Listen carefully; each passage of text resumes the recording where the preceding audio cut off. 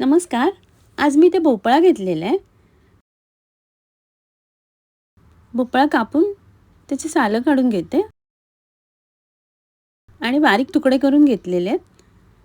आता एक मोठा तुकडा घेतलेला आहे, त्याची कापं कापून घेते अशा प्रकारे. अशा प्रकारे भोपळ्याची कापं कापून झालेली आहेत. आता कापांना हळद, लाल मिरची पावडर, मीठ लावून घेते व्यवस्थित आणि बाजूला ठेवते 10-15 मिनिटांसाठी. 15 मिनिटं झालेली आहेत. इथे डिशमध्ये रवा घेतलेला आहे. मसाला लावून ठेवलेला भोपळ्याच्या कापांना रवा लावून घेते. तव्यावर तेल घेते गरम करायला. त्यात भोपळ्याची कापं शॅलो फ्राय करून घेते. त्यात भोपळ्याची कापं झाकण लावून शिजायला ठेवते. 2-3 मिनिटांनी झाकण काढून दुसऱ्या बाजूने परतून घेते आणि थोडंसं तेल घालून पुन्हा झाकण लावून शिजायला ठेवते. पुन्हा 2-3 मिनिटांनी झाकण काढलेलं आहे. आता झाकण न लावता दुसऱ्या बाजूने परतून घेते. कापं शिजलेली आहेत. आता मी काढून घेते. इथे कढई घेतलेली आहे. त्यात भोपळ्याचे बारीक तुकडे करून घेतलेले घालते.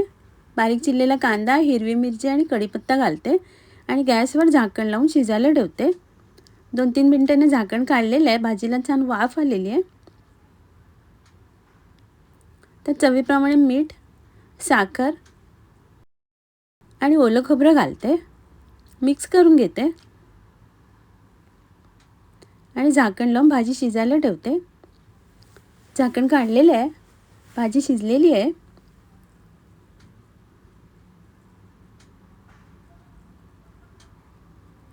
भोपळ्याची हिरवी मिरची घालून भाजी तयार आहे. इथे भांड्यात तेल घेतलेले आहे. त्यात 2 चमचे तूप घालते. त्यानंतर फोडणीत राई आणि जिरं घालते. राई जिरं तडतडल्यावर हिंग घालते. हिंग घातल्यानंतर हिरवी मिरची आणि कढीपत्ता घालते.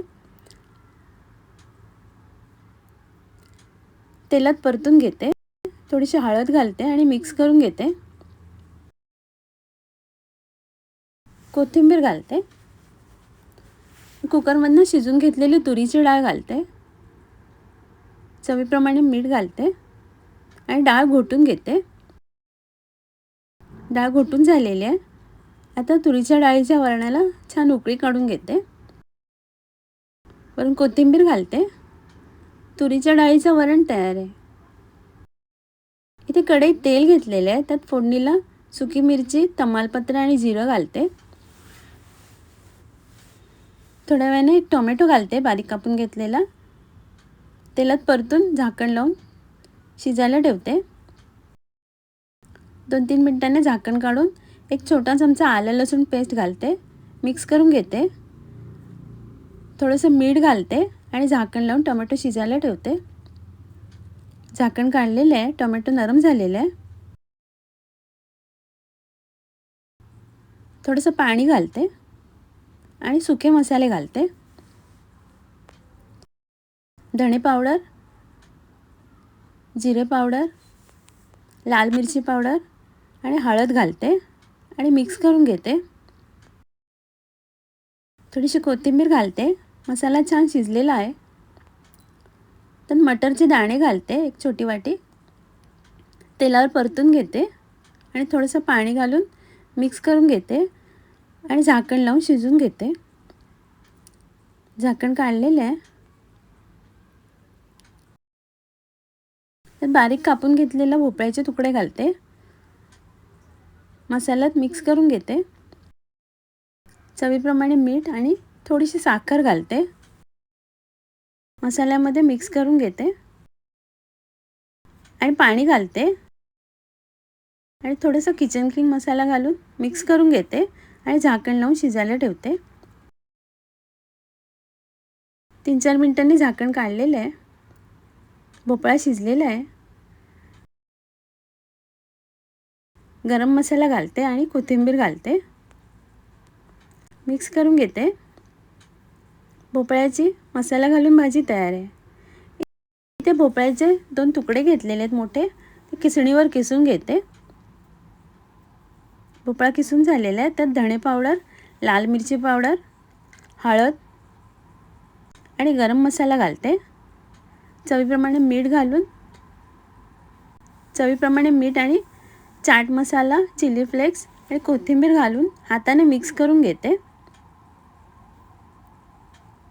आता त्यात मावेल तितकं गव्हाचं पीठ घालते आणि एक छोटा चमचा तूप घालून पिठाचा गोळा करून घेते. पिठाचा गोळा करून झालेला आहे.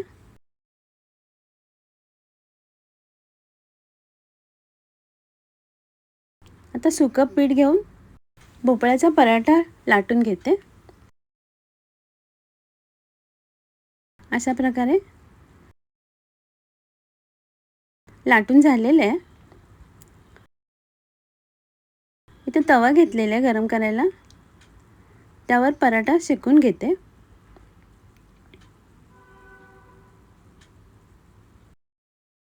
दोन्ही बाजूने शेकून घेतलेले. आता कडेकडेने काविलत्याने शेकून घेते पराठा. आता तूप लावते एका बाजूने.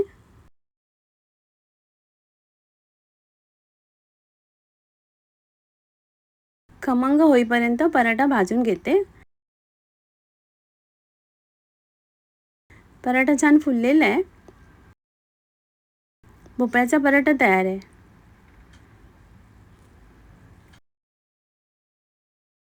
सर्व करते. आजचा व्हिडिओ पाहिल्याबद्दल खूप खूप धन्यवाद.